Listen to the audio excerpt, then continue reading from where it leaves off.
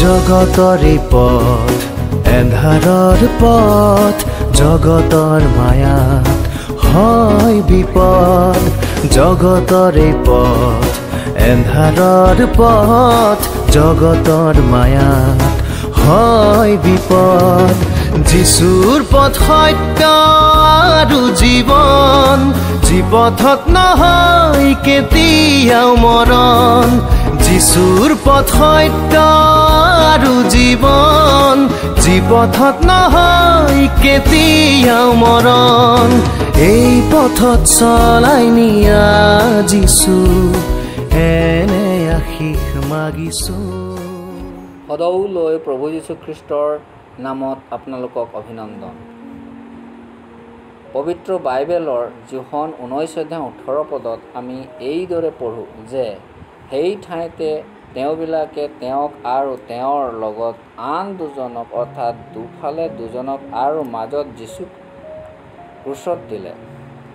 পৰমেশ্বৰ সৰ্বশক্তিমান, সৰ্বসিদ্ধ আৰু সৰ্বজ্ঞানী হয় আৰু মানুহক নিজ প্ৰতিমূৰ্তিৰে নিজৰ সাদৃশ্যেৰে মাটিৰ ধূলিৰে মানুহ নিৰ্মাণ কৰি তাৰ নাকত ফু দি প্ৰাণবায়ু সুমুৱাই দিলে আৰু মানুহ জীয়া প্ৰাণী হ'ল।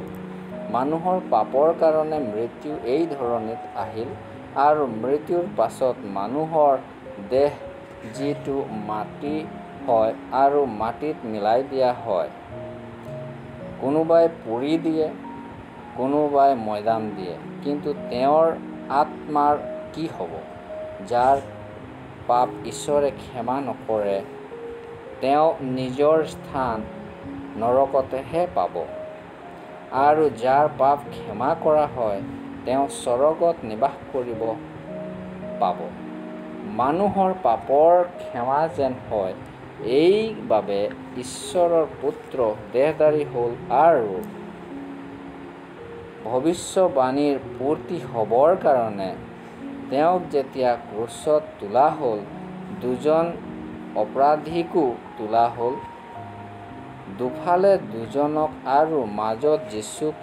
এইটো এইকাৰণে হ'ল কাৰণ যিশয়া ভাৱবাদীৰ বাক্য পূৰ্তি হ'বৰ কাৰণে।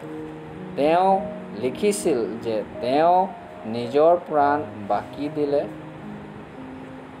তেওঁক অপৰাধীৰ লগত গনা হ'ল, তথাপি তেওঁ বহুতৰ পাপৰ ভাৰ কান্ধত ল'লে আৰু অপৰাধীৰ কাৰণে প্ৰাৰ্থনা কৰি থাকিল।